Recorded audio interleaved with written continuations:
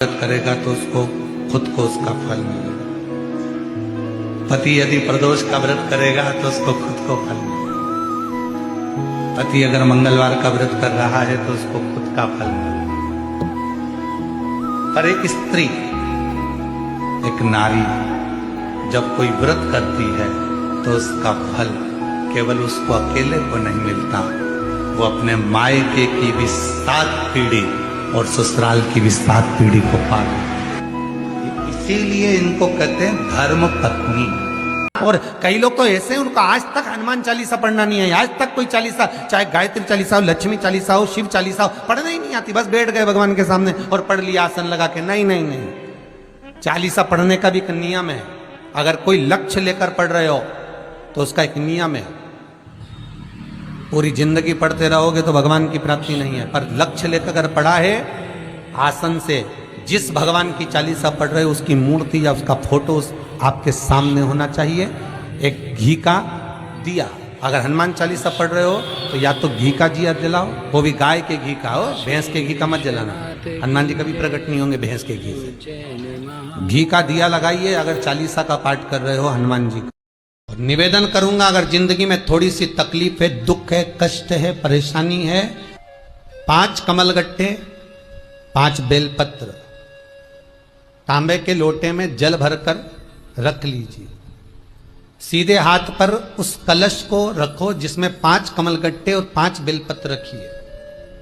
श्री शिवाय नमस्तुभ्यम, इस मंत्र का 5 बार स्मरण कर कर आपको जो तकलीफ है उसको हृदय चित्त से धरकर मस्तक से कलश को लगाकर किसी एकांतेश्वर महादेव पर, किसी वृक्ष के नीचे विराजमान हो, ऐसे एकांतेश्वर महादेव पर अपनी कामना कर कर वो जल समर्पित कर दो। 1 बेलपत्र, 1 कमलगट्टा उठाकर अपने घर पर लेकर आ जाओ। जो तकलीफ बहुत ज्यादा हो रही है 5 दिन में आपको मालूम पड़ जाएगा। 5 दिन में अंतर आ जाएगा। मेरी जीजियों, 7 दुर्वा। कितनी दुर्वा? दुर्वा देखिए ना सबने, क्या बोलते? दुर्वा की दूब है, दुली है।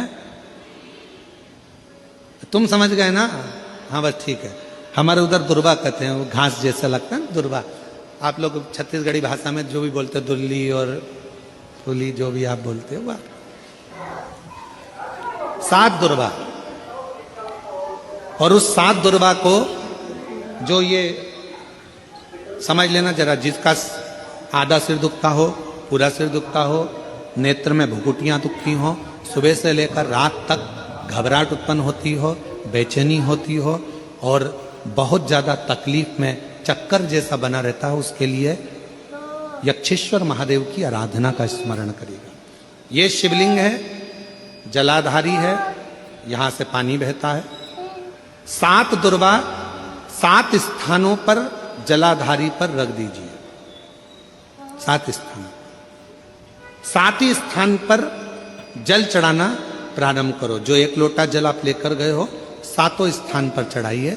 उसके बाद में बचा हुआ जल शिवलिंग पर चढ़ा दीजिए। यक्षेश्वर महादेव का नाम लेकर 1-1 दुर्वा को उठाकर रख लीजिए। यक्षेश्वर महादेव का नाम लेकर वो दुर्वा वापिस लेकर आ जाओ। 7 दिन तक सुबह सुबह बिना कुछ खाए उस 1-1 दुर्वा को यक्षेश्वर महादेव का नाम लेकर चबा चबा कर खाना प्रारंभ करो। 7 दिन तो जाने दो, 2 दिन के अंदर ही जिसका भी सुबह से लेकर रात तक सिर में दर्द रहता है वो धीरे धीरे धीरे धीरे बंद होना प्रारंभ हो जाएगा और शरीर में जो भी तकलीफें हैं वो रोग धीरे धीरे समाप्त हो। यक्षेश्वर महादेव, यक्षेश्वर कौन से महादेव हैं? जम के बोलो जरा, जम के। यक्षेश्वर। 7 दुर्वा शिव को समर्पित